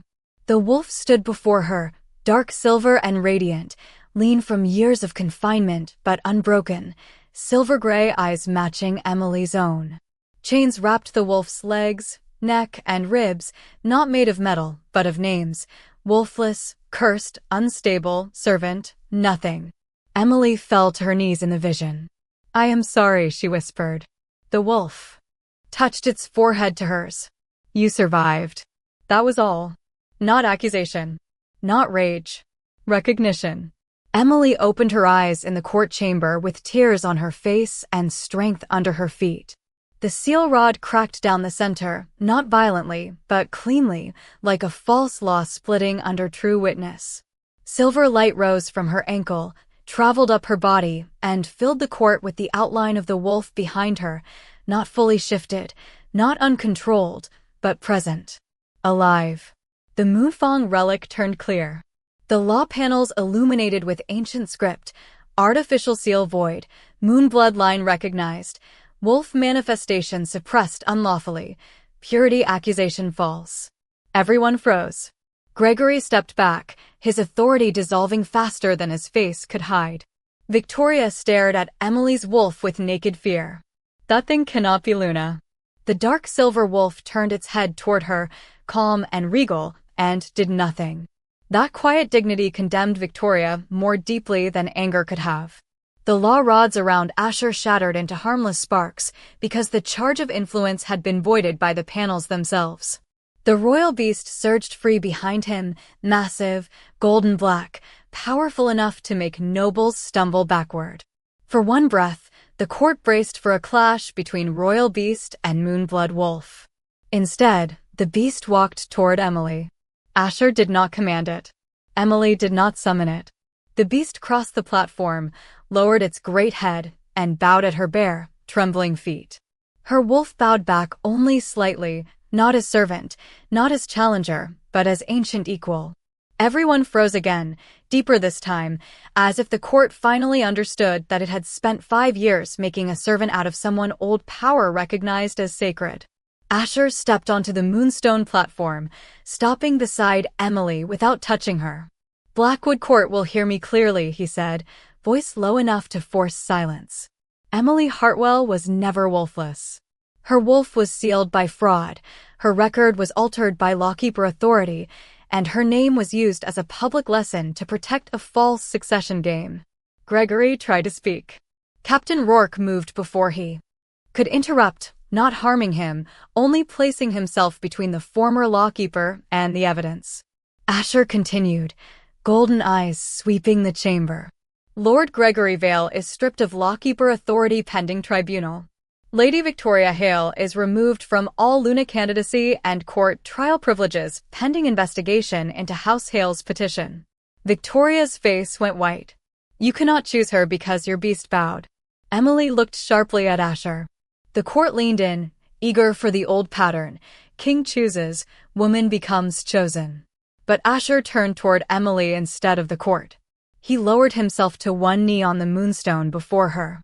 Not forced, not theatrical, not claiming what had just been returned to her. A king kneeling where a servant had once been made to tremble. Emily Hartwell, he said, and her name held no pity now, only reverence and remorse. My beast recognized you before I did. That is my failure, not your burden. Before this court, I choose to protect your truth, your wolf, and your right to decide who stands beside you. I will not claim you because power bowed. I will ask only when trust does. The chamber went silent in a way Emily had never heard before. Not the silence of contempt.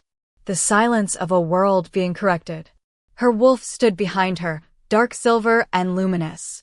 His beast knelt before her, golden and still. Emily looked at the nobles who had whispered Wolfless, the lawkeeper who had named theft as safety, the candidate who had mistaken fear for superiority, and the servants who watched with hands pressed to their mouths. Then she looked at Asher. Stand, she said softly.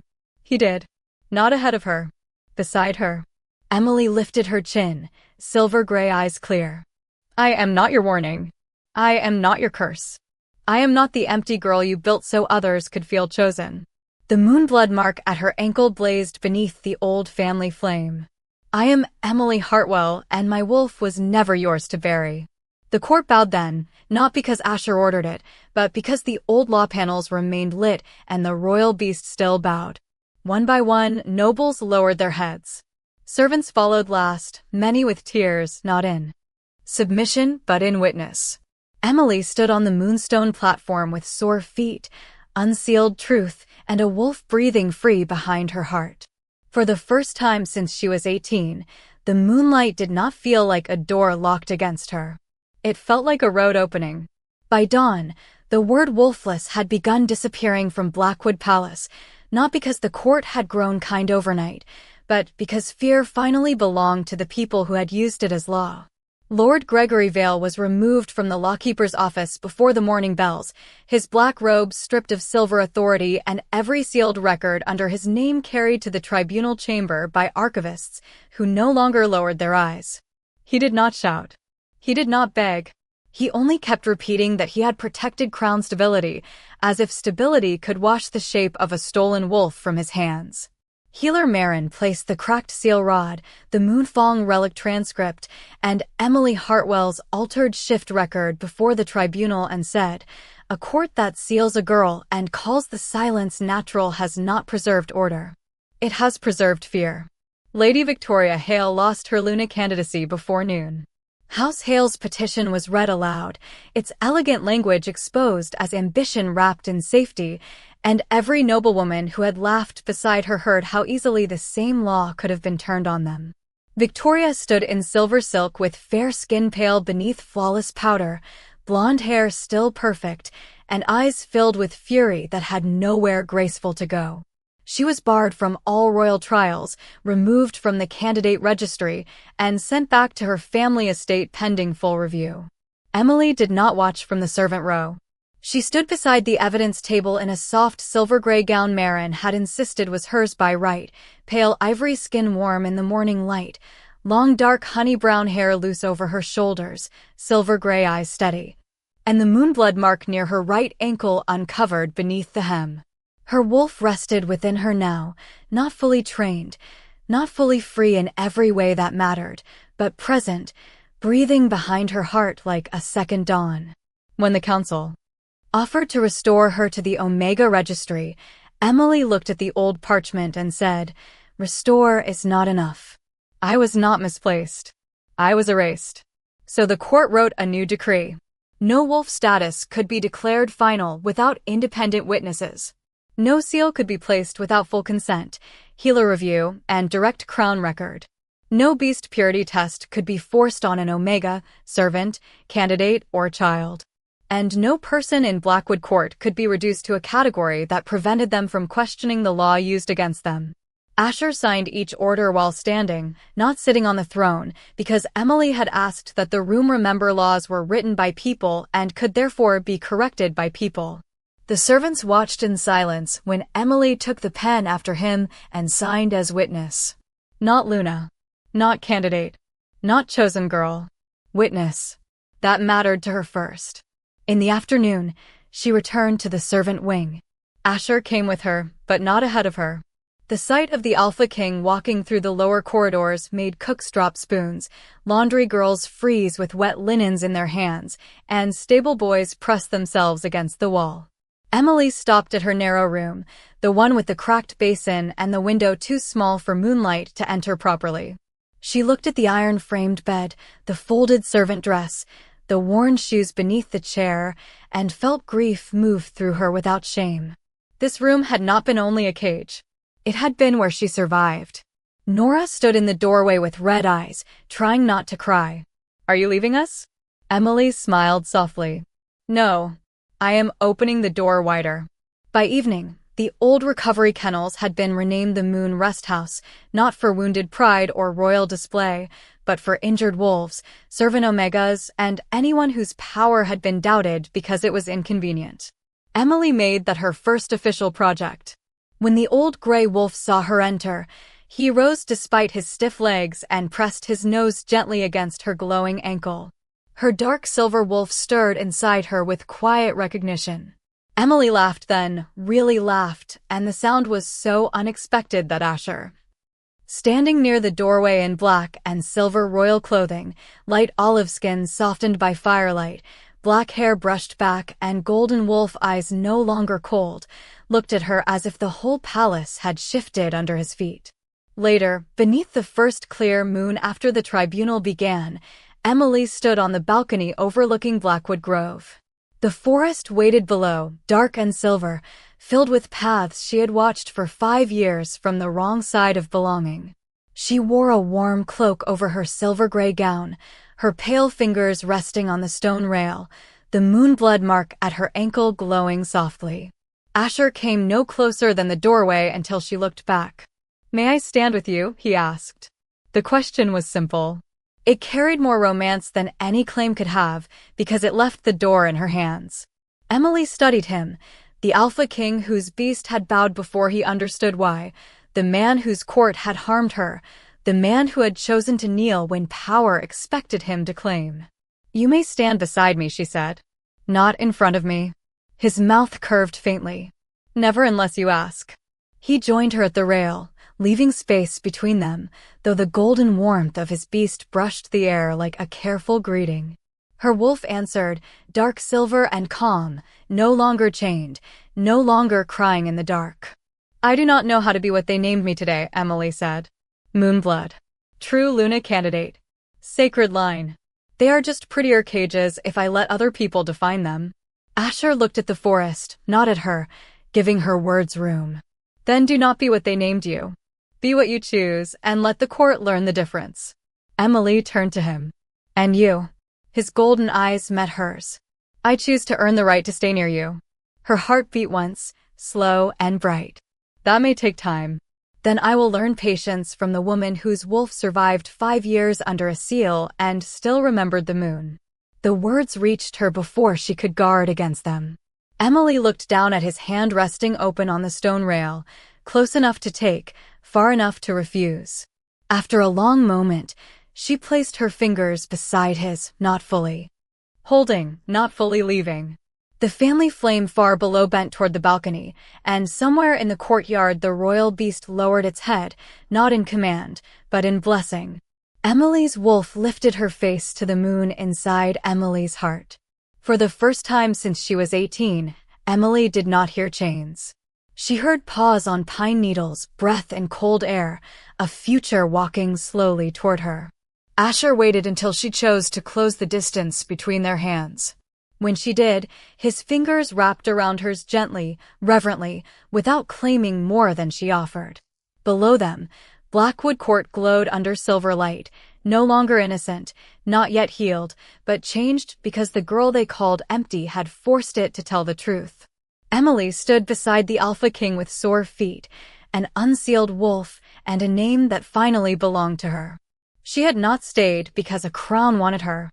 She stayed because every girl hidden in that palace deserved to know the moon could still remember them.